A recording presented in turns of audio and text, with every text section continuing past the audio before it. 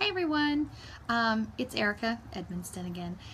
So we were asked to come up with a golden rule, our own golden rule for counseling, and with regards to that, I would like to say that I think this class has served as a reminder that I'll probably never know everything that there is to know about every person that comes into my office, with regards to their cultural background, their ethnicity, their gender, socioeconomic status, etc., any of those groups that they could fall into. I've accepted the fact that my career as a counselor will also be a learning process, most likely indefinitely. But what I can say is that for my golden rule, I will always put in the effort and strive to practice from a culturally aware standpoint and treat all clients equally. This means that I will give them all the same chances at learning to be self-aware and learning to be their own advocate. It's encouraging that independence and advocacy on their own part as well as being an advocate for them when I need to. I will bear in mind the social inequities and injustices that they face and practice counseling with regard to the welfare of individuals as well as the welfare of society as a whole.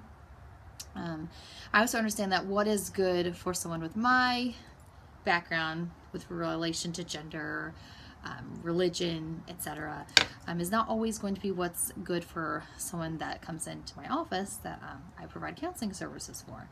Knowing how to provide quality and ethical service to my clients will come from evaluating their own socioeconomic background, gender, ethnicity, religion, cultural background, etc. This will come from learning what each of those factors mean to them as an individual and how they affect their ability to implement their own self-change and awareness. I think the important aspect there is what it means to them as a person.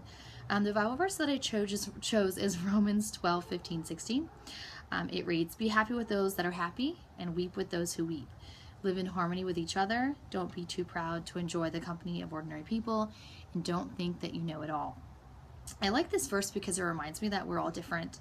We're also intricately different in many aspects, not just because of our ethnicity, because of our religion, our gender, any of those. We're different individually, not just in those groups as a whole.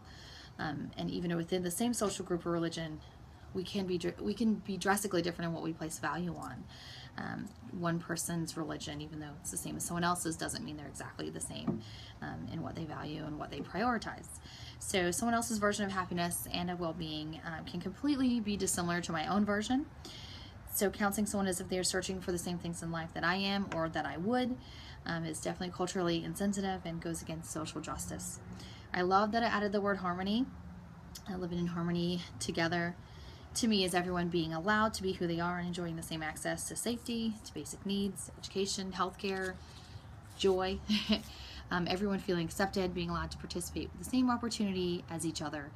I know that at times this may seem unrealistic for the world that we live in, but although everyone cannot have the same equal outcome, it is important to advocate for everyone to have an equal chance.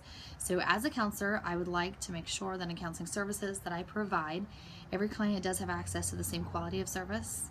That is not necessarily based on the many groups they are part of as a whole, but based on who they are as an individual as well and what they value. I don't want to base my cultural awareness pertaining on them to the general cultural stereotypes, general characteristics. I think it's important to find out who they are and where they come from as a person. I think the biggest thing we can do as counselors is stay aware and be up to date with what is going on in society around us.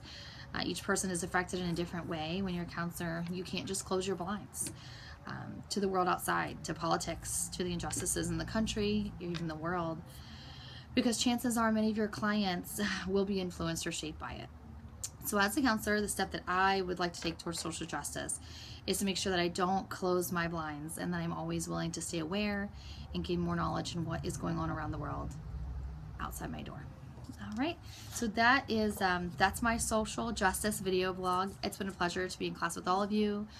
Thank you so much, Dr. McCarthy, for all of your time this semester, and good luck to everyone in their future here at Liberty. Have a great day.